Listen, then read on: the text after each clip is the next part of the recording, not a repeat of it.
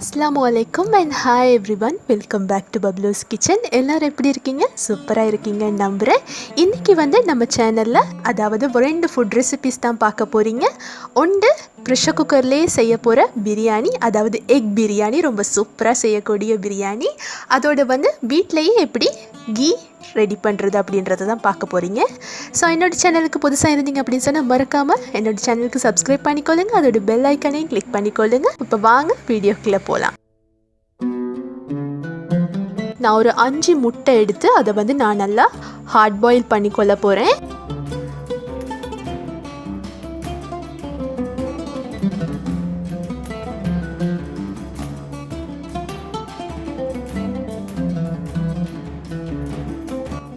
மறக்காம முட்டைக்கு உப்பு ஆட் பண்ணிக்கொள்ளுங்க.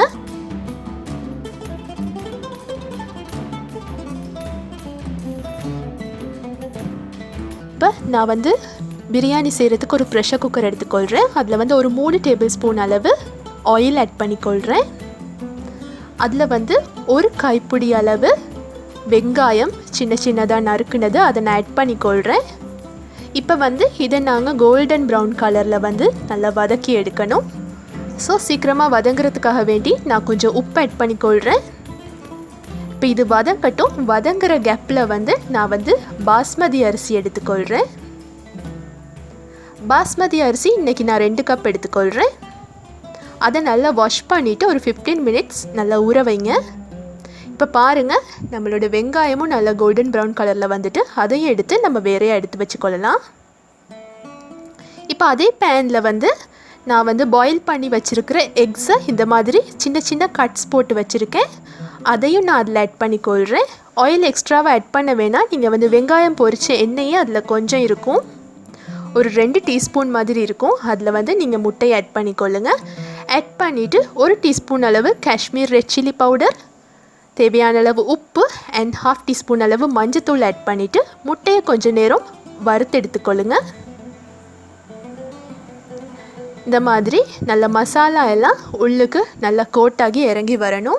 அதுக்கப்புறமா முட்டையை வேற எடுத்து வச்சுருங்க. அதுக்கப்புறமா நான் கீ ஆட் பண்ணிக்கொள்கிறேன். ஒரு 3 tablespoon ghee, 2 tablespoon oil add பண்ணிவிட்டு ஹோல் ஸ்பைசஸ் ஆட் பண்ணிக்கொள்கிறேன். அதாவது பிரியாணி இலை, சீரகம், மிளகு, பட்டை, கிராம்பு, ஏலக்காய் இது எல்லாத்தையும் ஆட் பண்ணிக்கொள்கிறேன். ஆட் பண்ணிவிட்டு அதை நல்லா பொரிய விடுங்க. அதுக்கப்புறமா ஒரு 2 துண்டு ரம்பேல் ஆட் பண்ணிக்கொள்கிறேன். அதுக்கப்புறமா ஒரு 1/2 கப் அளவு வெங்காயம் ஆட் பண்ணிக்கொள்கிறேன். அதையும் சேர்த்து நல்லா மிக்ஸ் பண்ணிக்கொள்ளுங்க. அதுக்கப்புறம் ஒரு 4-5 பச்சை மிளகா நடுவில் கீரி அதையும் நான் ஆட் பண்ணிக்கொள்கிறேன். அப்புறம் 2 டேபிள் ஸ்பூன் அளவு இஞ்சி வெள்ளைப்பூடி பேஸ்ட் அதையும் நான் ஆட் பண்ணிக்கொள்கிறேன். அதையும் சேர்த்து நல்லா வதக்கி கொள்ளுங்க. பச்சை வாசனை போகட்டும் இஞ்சி வெள்ளைப்பூடி பேஸ்ட்டோட. அதுக்கப்புறமா ஒரு 2 பழுத்த பெரிய தக்காளி, அதை நான் நல்லா சின்னதாக கட் பண்ணி வச்சுருக்கேன். அதையும் நான் இதில் ஆட் பண்ணிக்கொள்கிறேன். தக்காளி நல்லா மசிஞ்சு வரணும். அதுக்காக வேண்டி நான் தேவையான அளவு உப்பு ஆட் பண்ணிக்கொள்கிறேன். இப்போ இது நல்லா மசிஞ்சு எண்ணெய் பிரிஞ்சு வரட்டும்.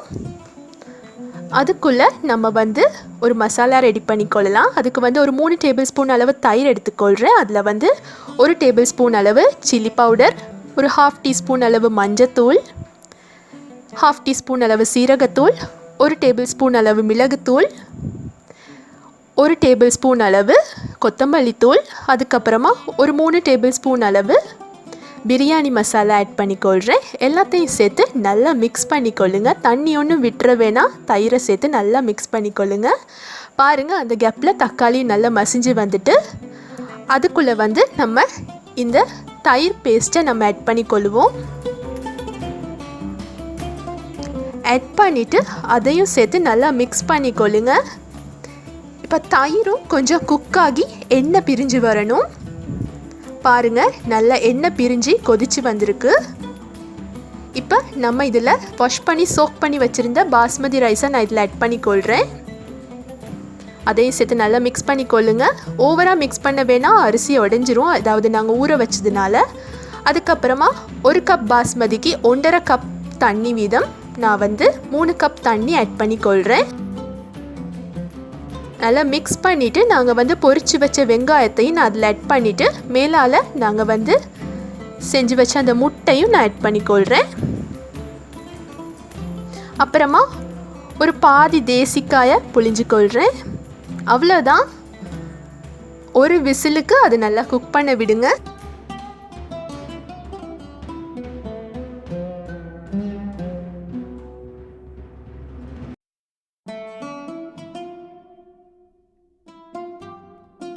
ஒரு விசில் வந்துருச்சு. இப்போ நம்ம ஓப்பன் பண்ணி பார்ப்போம். பாருங்கள், சூப்பராக வந்திருக்கு. எல்லோரும் நினைப்பாங்க நம்ம வந்து சிக்கன் பீஃப் அதில் போட்டால் தான் பிரியாணி மாதிரி இருக்கும் அப்படின்னு சொல்லி. அப்படித்தான் எங்களோட வீட்லேயும் நினச்சிட்டு இருந்தாங்க. நான் இந்த முட்டை பிரியாணி செய்கிற வரைக்கும் இது சூப்பராக இருந்துச்சு.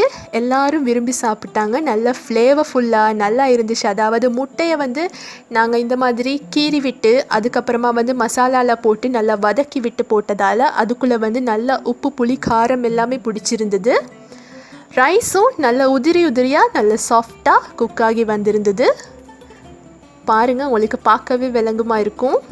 அதோடு நாங்கள் பொரிச்சு போட்ட வெங்காயம் வந்து அந்த பிரியாணிக்கு ஒரு நல்ல கலரை கொடுத்துருக்கு. பாருங்கள்,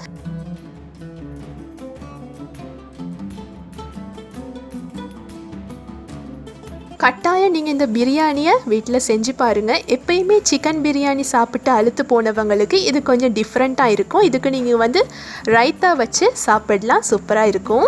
அடுத்தது நான் உங்களுக்கு செஞ்சு காட்ட போகிறது வீட்டிலேயே ரொம்ப ஈஸியாக பட்டரை வச்சு செய்யக்கூடிய நெய், அதாவது கீ தான். வாங்க எப்படி செய்கிறதுன்னு பார்ப்போம்.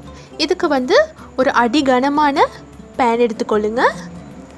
அதுக்கு வந்து நான் இன்றைக்கி ஹைலாண்ட் 200 கிராம் அளவு அன்சால்ட்டட் பட்டர் எடுத்திருக்கேன். நீங்கள் கட்டாயம் அன்சால்ட்டட் பட்டர் தான் எடுக்கணும். நீங்கள் வந்து ஹைலாண்ட் தான் எடுக்கணும் அப்படின்னு இல்லை. நீங்கள் இருக்கிற இடத்துல எந்த பிராண்ட் பட்டர் இருக்கோ அந்த பட்டரை நீங்கள் எடுத்துக்கொள்ளுங்க. 200 கிராம் தான் எடுக்கணும்னு இல்லை, உங்களுக்கு தேவையான அளவு நீங்கள் எடுத்துக்கொள்ளுங்க.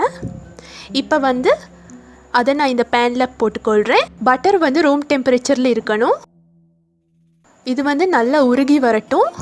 அடுப்பு வந்து நீங்கள் குறைவான தீயில தான் வச்சுக்கொள்ளணும், கூட்டி வச்சிடாதீங்க. அது மட்டும் இல்லாமல் இது செய்கிற நேரம் நீங்கள் பக்கத்துலேயே தான் இருக்கணும், வேற எங்கேயும் போயிடக்கூடாது. ஸோ இது வந்து பாருங்கள், இப்போ நல்லா உருகி வந்துட்டு பட்டர் ஒரு கட்டியும் இல்லாமல் நல்லா உருகிட்டு பாருங்கள், இந்த மாதிரி மேலால் நல்ல வெள்ளையாக நுர வந்திருக்கு. இப்போ பார்த்தீங்க அப்படின்னு சொன்னால் பட்டர் வந்து நல்ல திக்கான ஒரு கன்சிஸ்டன்சியில் இருக்குது. இது வந்து நல்லா கொதித்து நல்லா டிரான்ஸ்பெரண்ட்டாக வரணும். அதாவது நம்மளோட பாத்திரத்தோட அடிப்பாகம் வந்து நம்மளுக்கு பார்த்தா விளங்கணும். அந்த மாதிரி ஒரு பதத்தில் இது வரணும். ஸோ இது நல்லா கொதிக்கட்டும். பாருங்கள், இந்த மாதிரி நல்லா கொதிச்சிட்ருக்கு. கொதிக்கிற நேரம் நல்லா பொரியிற மாதிரி ஒரு சவுண்ட் கேட்கும். அதாவது வீடு ஃபுல்லாகவே மணக்கும். இந்த பொரியிற சத்தம் நல்லா அடங்கட்டும். பாருங்கள், அந்த பொரியிற சத்தம் அடங்கினதுமே இந்த மாதிரி அவங்களோட பட்டர் வந்து ஒரு மாதிரி ப்ரௌன் கலருக்கு வந்திருக்கு. பாருங்கள், வந்து அந்த திக்னஸ் எல்லாம் குறைஞ்சி கொஞ்சம் டிரான்ஸ்பெரண்ட்டாக இருக்குது. பாருங்கள்,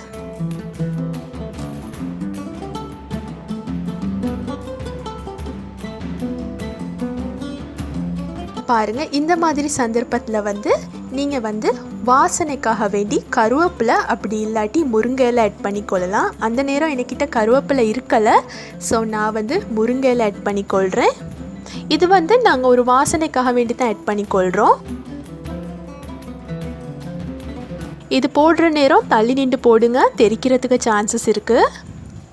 இது போட்டதுமே நீங்கள் வந்து அடுப்பை ஸ்விட்ச் ஆஃப் பண்ண வேணாம். இன்னொரு 3-4 நிமிஷத்துக்கு அதை வந்து கொஞ்ச நேரம் அப்படியே விடுங்க. அந்த முருங்கை இலையோட ஃப்ளேவர் எல்லாம் அந்த நெய்யில் இறங்கட்டும். அது மட்டும் இல்லாமல் அதோட பச்சை கலர் வந்து ப்ரௌன் ஆகி கொஞ்சம் கருகி வரட்டும்.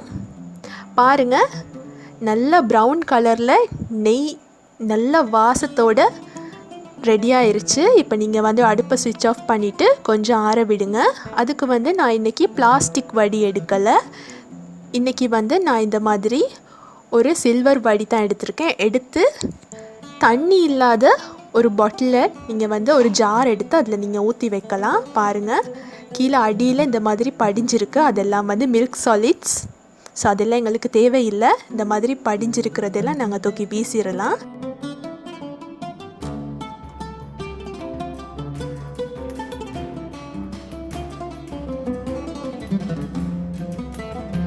ஒரு நைட் அப்படி வச்சு பார்த்து அடுத்த நாள் மார்னிங் பார்த்தோம் அப்படின்னு சொன்னால் நீங்கள் கடையில் வாங்குகிற மாதிரி நல்ல மணலாக சூப்பராக நல்ல வாசத்தோடு நல்ல திக்கான நெய் ரெடி ஆயிடுச்சு பாருங்கள். நீங்கள் நிறைய ஜாஸ்தி விலை கொடுத்து நீங்கள் கடையிலெல்லாம் வாங்க தேவையில்லை. இந்த மாதிரி நீங்கள் வீட்டிலையே ஒரு பட்டரை வச்சு நீங்கள் ஈஸியாக செஞ்சுக்கொள்ளலாம். ஸோ இந்த வீடியோ உங்களுக்கு பிடிச்சிருக்கும்னு நம்புகிறேன். பிடிச்சிருந்தா மறக்காமல் இந்த வீடியோக்கு உங்களோட லைக்ஸை கொடுங்க. இதே மாதிரி இன்னொரு நல்ல வீடியோவில் உங்களை சந்திக்கிற வரைக்கும் டேக் கேர் அண்ட் பை.